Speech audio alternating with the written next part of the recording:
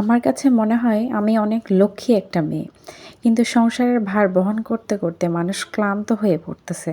কিন্তু এত সহজে ক্লান্ত হলে মাঠ ছেড়ে দিলে তো হবে না। তো লড়াই করে সে জায়গাটা ছাড়তে হবে।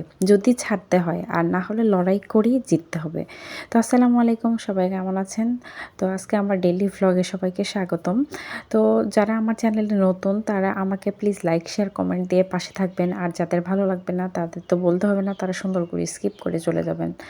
তো এটা হচ্ছে বেশ কয়েকদিন আগের ভ্লগ আর কি। তো বেশ কয়েকদিন আগে আপনারাও জানেন যে প্রচণ্ড গরম ছিল, সেজন্য আমি প্রথমেই দেখলেন যে দুধ আর কি বা ডিম দিয়ে আমি একটা সুন্দর করে পুডিং বানিয়ে নিয়েছিলাম। আর আজকে ফ্রিজে অনেক দিন থেকে চিংড়ি মাছগুলো ছিল, তো সেই জন্য ভাবলাম চিংড়ি মাছগুলো আমি আর কি কেটে নিয়ে আর কি পরিষ্কার করে নিব।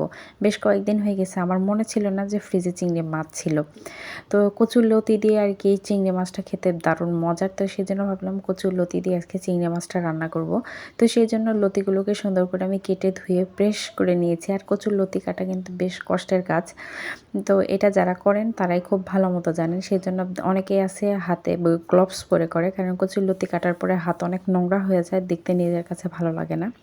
আর এদিকে পটল দিয়ে আলু দিয়ে আমি মুরগির মাংস রান্না করব, সেজন্য আমি পটল আলুকে সুন্দর করে ভেজে নিচ্ছিলাম। কারণ ভেজে নিয়ে তরকারি রান্না করলে তা দেখা যায় যে সেই তরকারিটা বেশ মজা লাগে, অন্তত আমার কাছে মজা লাগে, আপনাদের কাছে কেমন লাগে জানি না। তো সেটা আমি সুন্দর করে রান্না করবো। আর এদিকে মাখিয়ে দিয়ে তরকারিটা আমি সুন্দর করে চুলায় তুলে দিয়েছি, দিয়ে এটাও রান্না হচ্ছে। এই যে আপনারাও দেখেন এর কালারটাও বেশ সুন্দর আসছে। আর আমি কচু লতিটা রান্না করছি ফ্রেশ কাঁচামরিচ দিয়ে।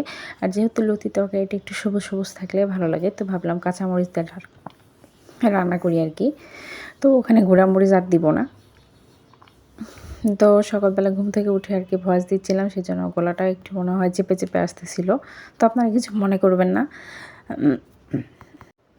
এটাও দেখেন আমি সবুজভাবেই রান্না করছি আর কি কাঁচামরিচ দিয়ে। এটাও বেশ আমার সুন্দর হয়েছে, রান্না টান্না কমপ্লিট। তো যেহেতু বাসায় ছিলাম আর যেহেতু আমি এটা সার্ভিস করি, তো সেজন্য ভাবলাম যে বাসার কিছু টুকটাক মশলাটাও আমি গুছিয়ে রাখি, তাহলে দেখা যাচ্ছে পরে রান্না করতে আমার নিজের জন্যই অনেক সুবিধা হবে। সেই জন্য আমি পেঁয়াজ, রসুন, আদা সব কিছুকে সুন্দর করে কেটে নিয়ে এটা আমি ব্লেন্ডারে দিয়ে দিব, কারণ ব্লেন্ডারে যত সুন্দর এটা ফিনিশিং হবে পরে এটা রান্না করতে অনেকটাই সুবিধা হয় যদি একটু বেশি করে করে রাখা হয়, কারণ এই কাজগুলো প্রতিদিন করা সম্ভব হয় না।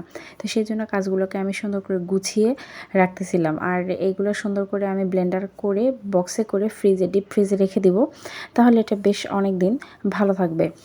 তো আপনারাও চাইলে এইভাবে সংরক্ষণ করতে পারেন, সাথে আমি জিরার গুঁড়াও দিয়ে রাখবো, তাহলে এটা একবারেই মোটামুটি কমপ্লিট হয়ে যাবে। তো আজকের ভিডিওটা আমার এই পর্যন্ত। তো সবাই ভালো থাকবেন, আবার দেখা হবে আমার নেক্সট কোনো ভিডিওতে।